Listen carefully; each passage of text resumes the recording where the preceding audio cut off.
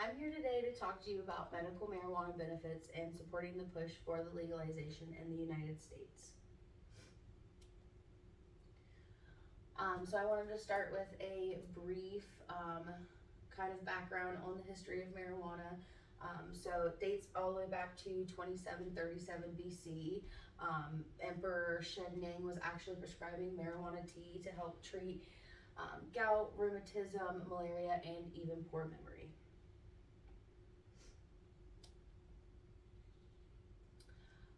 So currently a total of 37 states, including the District of Columbia, Guam, Puerto Rico, and the U.S. Virgin Islands, regulate cannabis for medical use by qualified individuals. This counts for over 50% of the states in the U.S., yet at the federal level, cannabis still remains classified as a Schedule 1 substance. Schedule 1 substances also include the heroin and cocaine, just to kind of put that into perspective. Um, States with medical cannabis laws generally have some form of patient registry. In the state of Ohio, they work through the Board of Pharmacy. Um, these registries provide some protection against arrest for possession up to a certain amount of products for personal medical use. In the state of Ohio, the regulation is every 45 days you're allowed up to 45 days worth of product. In flour, that's equivalent to 4.5 ounces. Some of the most common policy questions regarding medical marijuana include just how to regulate recommendation, dispensing, and the registration of approved patients. Again, in Ohio and in other medical states, they have already implemented programs that allow doctors to recommend and prescribe to patients, as well as how the dispensaries and dispensary employees dispense. And then this last one here is just a fun fact that I wanted to point out.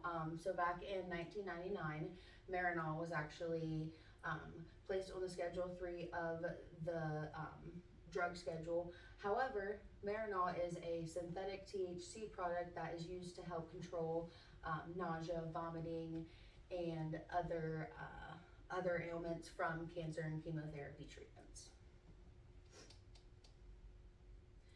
This is a list of the current qualifying conditions in Ohio. There are 25 of them.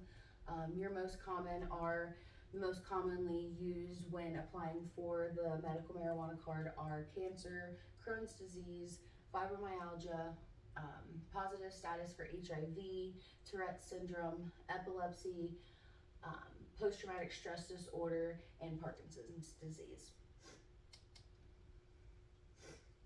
So there are a lot of medical benefits for marijuana consumption. A lot of research has been done over the years for the way that marijuana impacts patients, both medicinally and the negative impacts as well, or the negative effects as well. Excuse me.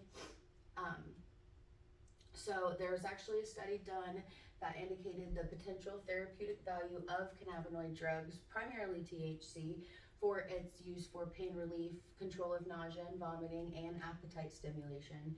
However, smoking marijuana can have potential harmful side effects when it comes to consuming it that way.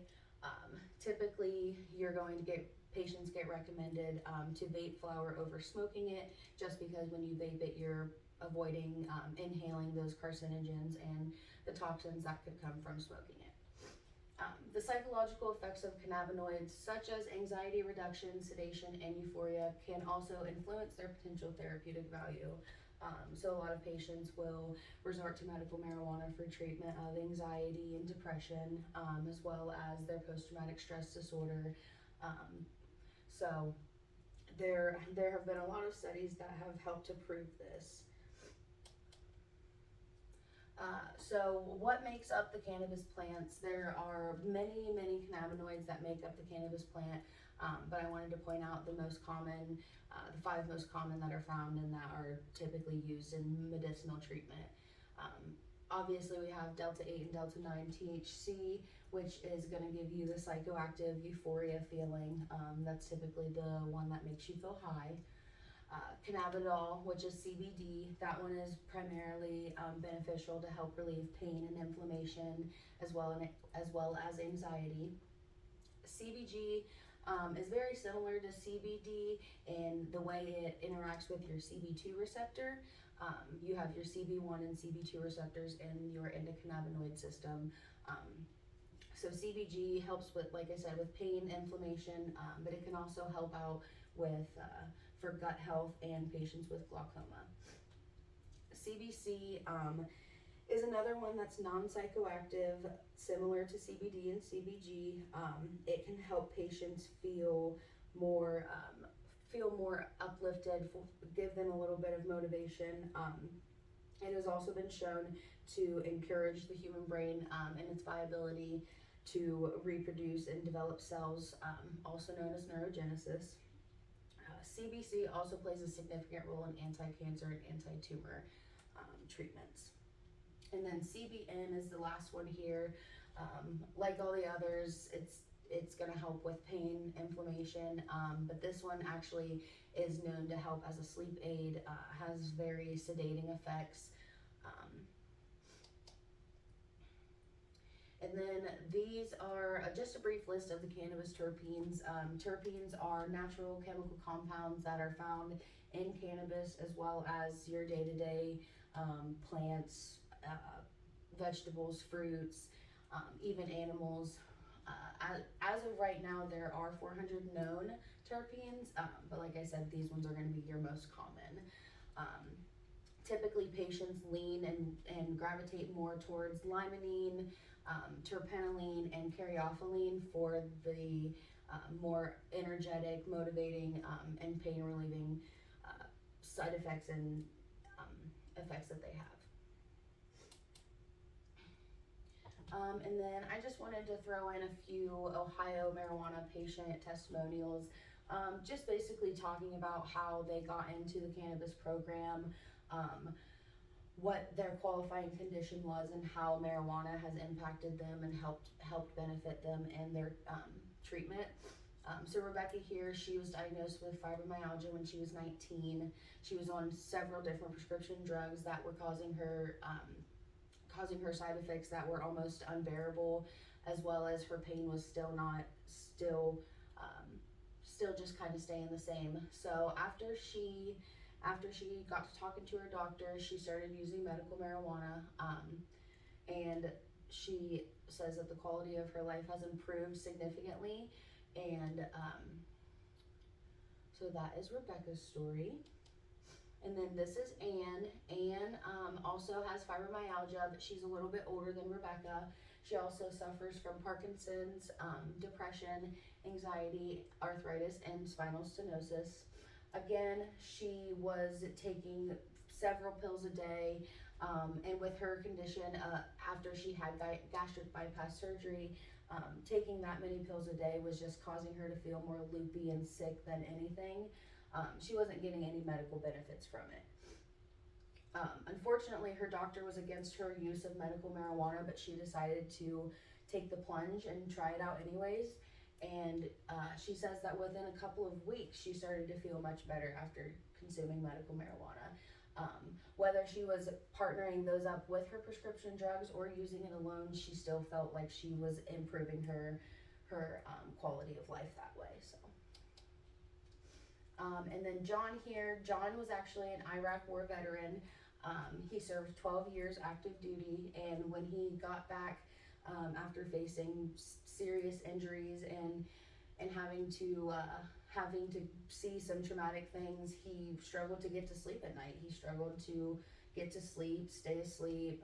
The anxiety, it was hard to manage, and again, the drugs that the VA were prescribing him just weren't doing it for him. So he switched to medical marijuana, and now he has had more energy than ever before, and he gets a well-rested night of sleep. So I also want to bring up the opposing side, because for every side that's pro, there's always also going to be a con. So a lot of the time you hear that marijuana is a gateway drug that leads to more serious drugs. You also hear that if the legalization of marijuana occurred, then we would be sending out a message to the public and to our children that the use of marijuana was acceptable for recreational use. However, this is not the case. Medical marijuana is medical for a reason. There are many testimonials and many patients across the United States that have proven significant benefits and a significantly higher quality of life after consuming cannabis in a medical way. I feel like if we promote it more as a medical use and recreational use, then we avoid these stereotypes and the negative side of things. Marijuana is still a Schedule I drug like cocaine and heroin, yet not as many people are addicted to marijuana as they are to cocaine and heroin and continue to use. And then briefly, the MORE Act just got proposed sometime at the end of 2021. And it actually passed the House at the beginning of April. This bill is being hopefully put into place within the next year or so. That would decriminalize marijuana across the federal level. So this just means a lot for those who are currently serving time for possession or consumption of cannabis. It would also impose a tax to the cannabis products similar to how alcohol is regulated. It would also just allow for a lot more patients to seek out the treatment that they may want or need to feel better. So how can you help? You can start by researching your state politicians, figuring out who is pro-cannabis and who is anti-cannabis, and vote for those ones that are pro. The ones that are pro are going to be the ones that support us when it comes to federal legalization and even state legalization for those who currently aren't. Also, just stay informed about local, state, and federal cannabis laws and how you can continue to contribute to the education and research in communities. Just try and get that stereotype out the door. It would truly benefit. And then just advocate for those patients that have said how much medical marijuana has changed their lives for the better. If we just help educate and spread awareness, then I think that legalization could come sooner than we know it. And that's all I have.